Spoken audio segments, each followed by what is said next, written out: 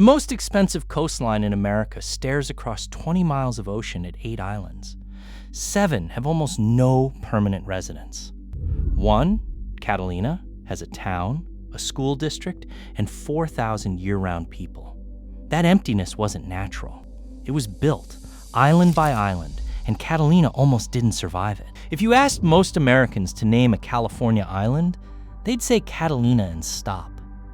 Maybe Alcatraz, which is a rock in a bay. Not what we're talking about. But California has an entire archipelago, the Channel Islands, stretching from just south of Santa Barbara down past Los Angeles, and almost nobody pictures them. 8 major islands. Combined, they cover more land than the city of Detroit. And besides Catalina, the permanent civilian population across all 7 of the others is, functionally, 0. That fact alone should stop you. 0. Not low. Not declining. 0. And the obvious assumption, the one you're probably making right now, is that those 7 islands must be barren little rocks, too small or too harsh to live on. That's wrong. Some of them are enormous. Santa Cruz Island, the largest in the chain, covers roughly 96 square miles. That's bigger than Manhattan and San Francisco combined, almost 4 times the size of Manhattan alone. It has freshwater streams, deep canyons, grasslands, 2 mountain ranges, and a coastline full of natural harbors. Nobody lives there. Santa Rosa, the next one over, is about 84 square miles of rolling hills and sheltered bays. It supported cattle ranching for over a century. Nobody lives there now either. San Clemente, down in the southern half of the chain, sits in a climate almost identical to Catalina's: mild winters, warm summers, low rainfall but livable. It's 57 square miles of usable land, just 41 miles from the mainland coast. Nobody lives there. Well, nobody civilian. Now look at Catalina. It's about 75 square miles. Mid-sized for the chain, not the biggest, not the smallest. Its freshwater supply is limited. Its terrain is steep and rocky. Its harbor at Avalon is pretty, but Santa Cruz has harbors just as protected.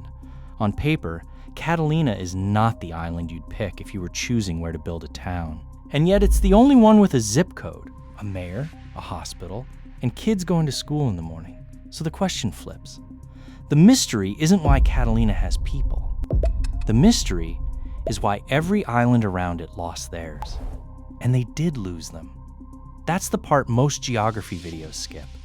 These islands weren't always empty. Santa Cruz had working ranches, families, infrastructure, roads, docks, water systems for generations. Santa Rosa had one of the longest continuously operating cattle operations in California. San Nicolas had an entire indigenous community before contact, and later, military personnel. People lived on these islands. They built on them, raised families, ran businesses. And then, over the course of about 50 years, every one of those populations was removed. Not by storms, not by earthquakes, not by economics alone. They were removed by decisions made in Washington, in Sacramento, in boardrooms, and in nonprofit offices that treated each island's emptiness as a goal, not a failure. Pull up a satellite view of Southern California and you'll see something that should feel impossible. 10 million people packed along a coastline that stretches maybe 150 miles. The pressure for space is so intense that a 1-bedroom apartment in Santa Monica costs more per month than a mortgage on a 3-bedroom house in most of the country. And 20 miles offshore, visible on a clear day, sit islands with more land than some California cities, and nobody on them. No buildings going up, no ferries running commuters, no one. That's not nature doing its thing. Nature gave those islands mild weather, decent soil, sheltered coves, and enough fresh water to support small communities for centuries. Something else cleared them. 2 forces, coming from completely different directions, arriving decades apart, ending up with the same result. Every island emptied. Except one. Catalina didn't dodge those forces by accident. It survived because of a sequence, a purchase, a timing window, and a legal structure that happened exactly once in the entire chain. No other island got that sequence. And if you shift any one piece of it by 10 years, Catalina probably looks like Santa Cruz today. Gorgeous, protected, and completely uninhabited. Here's what makes the pattern stranger. Some of the empty islands still have infrastructure on them. Roads, airstrips, docks, buildings. The physical skeleton of habitation is sitting right there, maintained in some cases, crumbling in others. The islands weren't stripped bare. They were locked. The people were removed, and the doors were shut behind them by two entirely different keys. The first key wasn't environmental. It wasn't economic. It wore a uniform, and it arrived during the biggest war the world had ever seen. The United States Navy didn't stumble onto the Channel Islands. It went looking for them. And the thing it wanted, isolation close to the mainland, surrounded by open ocean, with no neighbors to complain about noise or explosions, was exactly the same thing that could have made those islands valuable to developers. The geography that should have built resort towns built bombing ranges instead. San Clemente Island was the first to go. The Navy took control during the 1930s and never let go. 57 square miles of mild coastal land became a live fire training range. Shells, missiles, naval gunfire exercises, SEAL teams running operations on its beaches. The island's western shore has been hit with so much ordnance over the decades that parts of the landscape are physically dangerous to walk on, not because of terrain, but because of what's buried in the soil. Unexploded shells sitting under the grass like landmines in a place that looks, from the air, like it could be Catalina's twin. San Nicolas Island, further out in the chain, got a similar treatment. The Navy uses it for weapons testing and radar operations. It's one of the most remote spots in the Southern California Bight, about 60 miles offshore, and that remoteness made it perfect for the kind of testing you don't want happening near a city. The civilian population dropped to zero and stayed there. What makes San Nicolas haunting, though, is that its emptiness isn't new. Long before the Navy arrived, the island had already been emptied once. In the 1830s, after violent clashes with outside otter hunters, the island's entire indigenous population was relocated to the mainland. One woman was left behind. She lived alone on San Nicolas for 18 years. Surviving on an island, her entire community had been forced to leave. When she was finally found in 1853, she couldn't communicate with anyone on the mainland. Every speaker of her language was gone. She died within weeks of being brought ashore. That story happened more than a century before the Navy showed up. But the logic is the same. An outside force decided the island's people should be somewhere else, and the people were moved. San Nicolas has been emptied twice, by two completely different powers, for two completely different reasons. The result both times was identical. Now here's the part that matters for Catalina. The military didn't ignore it. During World War II, the Army and Navy moved onto Catalina in force. The island's strategic position, close to Los Angeles, with clear sightlines across the shipping lanes, made it a natural candidate for coastal defense. Troops were stationed there. The casino's ballroom became a military classroom, and anti-aircraft guns went up on the point beside it. For a few years during the war, Catalina looked like it might go the way of San Clemente. But it didn't. When the war ended, the military pulled out. Catalina was handed back. San Clemente was not. San Nicolas was not. The difference had nothing to do with strategy and everything to do with what was already on the ground when the military arrived. San Clemente, before the Navy took it, was sparsely used. Some goat ranching, minimal infrastructure, no real town, no established economy that would fight back. Taking it permanently was simple. There was no one with enough money or political weight to object. San Nicolas was even emptier. The military walked in, and there was nothing to push against. Catalina was different. By the time the war started, Avalon had been a functioning resort town for decades. It had hotels, restaurants, a steamship service carrying tourists from the mainland, and, critically, a wealthy private owner with the resources and the motivation to get his island back. The military wasn't seizing empty land on Catalina. It was borrowing a town. And when the emergency ended, the town's owner wanted it returned. That distinction between an island with an economy and an island without one is the entire reason the southern chain went dark. The military doesn't need to justify keeping an empty island. There's no constituency to fight, no business to compensate, no voters to anger. And once the Navy designates a place as an active range, the lock is essentially permanent. There's no expiration date. The designation holds until someone in Washington decides to change it, and no one has decided to change it in nearly a century.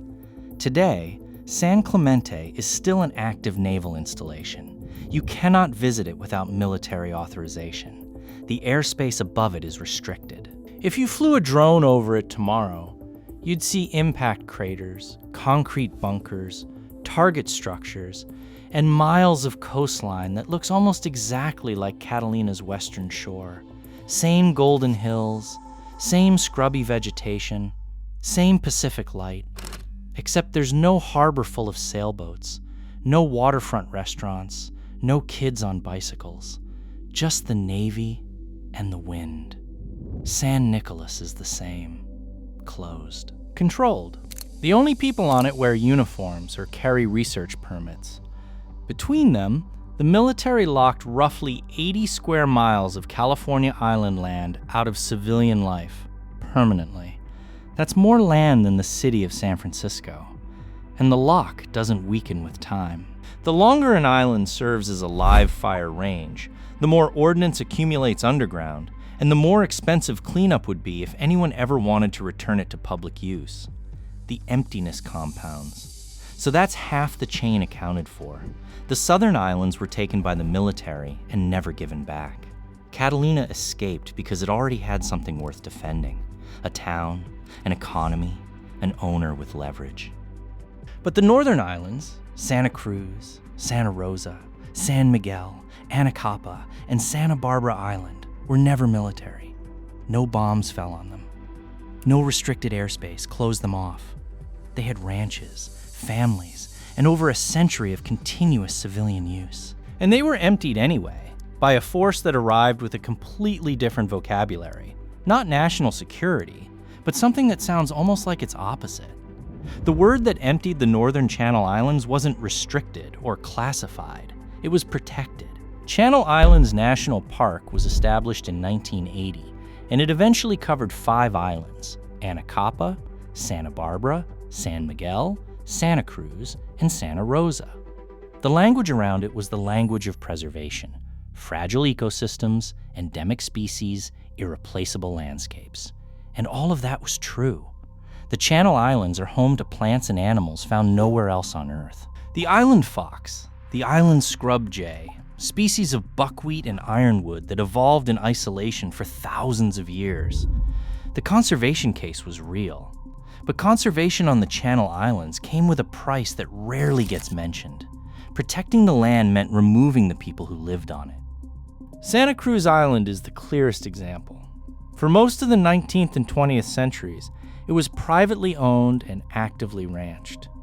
The island had 2 major operations, one on the eastern end, one on the western, running sheep and cattle across those 96 square miles of grassland and canyon. There were ranch buildings, corrals, worker housing, roads cut into the hillsides, a dock for supply boats, and a small but real community of people who woke up every morning on an island bigger than San Francisco and went to work. The western portion was acquired by the Nature Conservancy starting in the 1970s. The eastern end was eventually purchased by the National Park Service. And once those acquisitions were complete, the ranching stopped. The workers left. The buildings were either repurposed for research stations or left to weather and collapse. An island that had supported continuous human habitation for over a century was, by design, returned to a state where nobody lived on it. Santa Rosa's story cuts deeper, because the timeline was longer and the fight was uglier. The Vail and Vickers Cattle Ranch had operated on Santa Rosa since 1902. 4 generations of the same family ran cattle across the island's gentle hills, maintaining roads, managing the land, and living in one of the most isolated ranch operations in California. When the National Park Service acquired Santa Rosa in 1986, the deal included a provision allowing the ranch to continue operating for a set period, a negotiated phase-out, not an immediate eviction. But the phase-out had an endpoint. By the late 1990s, the cattle were gone. The last working ranch family on the California islands packed up and left an island their great-grandparents had settled. What's uncomfortable about this is that the ranchers weren't destroying the place. In some areas, decades of managed grazing had actually maintained grassland ecosystems. Removing the cattle didn't automatically restore the island to some pristine pre-human state. It shifted the ecology in new directions, some intended, some not. The debate over whether ranching helped or hurt these islands is still alive among ecologists. And the fact that it's still debated tells you the removal wasn't as clean a moral equation as it might seem from the mainland. San Miguel, the outermost island in the northern chain, had an even harsher transition. Its last civilian leaseholders were gone by the mid-20th century, and the island's brutal wind and fog made it the least hospitable of the group. Anacapa and Santa Barbara Island are small enough that permanent settlement was never really viable. Their inclusion in the park was more about ecology than displacing anyone. But Santa Cruz and Santa Rosa, those were real removals. And the mechanism that made it possible is the same mechanism that could have taken Catalina. When the federal government creates a national park unit on an island, the legal framework does what the Navy does with a different set of tools. Residential development is prohibited. Grazing leases are terminated or allowed to expire without renewal. Private inholdings are acquired through purchase or condemnation. The population goes to zero, not through a single dramatic eviction, but through a slow legal squeeze, permit by permit, lease by lease, until the last family standing has no economic reason or legal right to stay. The Nature Conservancy's role on Santa Cruz adds another layer. A private nonprofit, not the government, owns the largest portion of the biggest island in the chain. It manages the land for conservation and research, and it does not allow permanent residence. A private organization decided that a 96 square mile island should have nobody living on it. And that decision has held for decades. Two forces, two vocabularies, one outcome. Every California island emptied of its civilian population. Every island except Catalina. Catalina has the same ecology, the same endemic species. The island fox lives on Catalina too. The same fragile habitats, the same argument for protection. If the Park Service had wanted Catalina, the environmental justification was sitting right there. If the Nature Conservancy had targeted Catalina instead of Santa Cruz, the playbook would have been identical. Acquire the land, end the leases, remove the residents, manage for nature. They didn't. The conservationists went island by island through the northern chain, and when they reached Catalina, they stopped. Not because the island didn't need protection. It did, and it got it. But the protection came in a form that had never been tried anywhere else in the chain. The reason comes down to a single family, a fortune made in something so mundane it sounds like a punchline, and a legal structure that split one island into two completely different futures. In 1919, a man named William Wrigley Jr. bought a controlling interest in the Santa Catalina Island Company. Wrigley had made his fortune in chewing gum, juicy fruit, doublemint, spearmint, and by the time he turned his attention to Catalina, he was one of the wealthiest men in America. He didn't buy the island for conservation. He didn't buy it for strategy. He bought it because he wanted a place, and he had the money to make it exactly what he envisioned. What Wrigley envisioned was a resort. And he didn't just sketch plans on a napkin, he built. He poured money into Avalon, the small harbor town on Catalina's eastern shore, transforming it from a modest settlement into a destination. He built the Catalina Casino in 1929, and despite the name, it was never a gambling hall. The word casino comes from the Italian for a gathering place, and that's what Wrigley built, a massive circular ballroom and movie theater sitting right on the waterfront, the first building in America to be designed specifically for talking pictures. He established a regular steamship service from the mainland, He built hotels. He brought in big bands for the ballroom. He even moved the Chicago Cubs spring training to Catalina, building a baseball diamond on an island where most people arrived by boat. By the 1930s, Avalon wasn't just a town. It was a brand. And that brand, that infrastructure, that economy, that identity is what saved Catalina from everything that killed the other islands. When the military showed up during World War II, Catalina already had a functioning economy and a powerful owner. The troops came and went. When the conservation movement gained momentum in the 1960s and 70s, Catalina already had a permanent population, a tourism industry, and decades of investment baked into the ground. You couldn't acquire it quietly the way the Nature Conservancy acquired the western half of Santa Cruz, buying out a single ranch operation. Catalina had thousands of residents, businesses, a school district, and a history of public access that would have made any federal acquisition a political nightmare. But here's the turn that makes Catalina's story genuinely different. The Wrigley family didn't just resist conservation, they embraced it on their own terms. In 1975, Philip Wrigley, William's son, deeded roughly 88% of Catalina Island to the Catalina Island Conservancy, a land trust the family had established 3 years earlier. It was one of the largest single land donations in California history. 42,000 acres of undeveloped hills, canyons, and coastline, more land than the entire city of San Francisco, handed over to a private land trust with a mandate to keep it wild. But the deed had a condition that no national park charter ever included. Avalon stayed. Two Harbors, the tiny settlement on the island's isthmus, stayed. The 12% of the island where people actually lived was carved out and left as functioning towns. That split is the whole ballgame. The Conservancy model did something the National Park model never attempted on the Channel Islands. It achieved conservation without depopulation. 88% wilderness, 12% town. The same ratio of protected land as the Park Islands, in some cases a higher ratio, but with a few thousand people still waking up in the morning, sending their kids to school, and running businesses a 20-minute golf cart ride from land that no one will ever build on. And the timing is the part that matters most.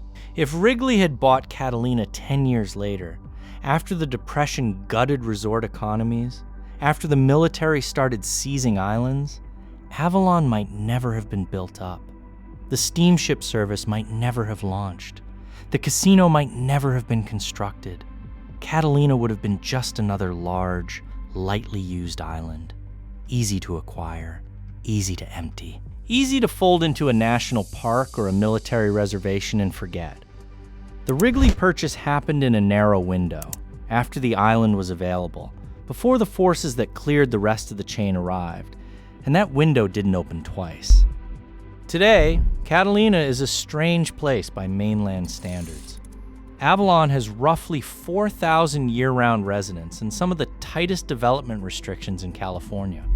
You can't simply buy a lot and build a house. The housing stock is essentially capped. Golf carts outnumber cars because most personal vehicles are prohibited. The cost of living is high. Everything from groceries to building materials arrives by barge, and the island's freshwater supply puts a hard ceiling on growth. Catalina didn't escape the emptying pattern and then fill up like a suburb. It escaped the pattern and then imposed its own population limit, not by removing people, but by refusing to add more.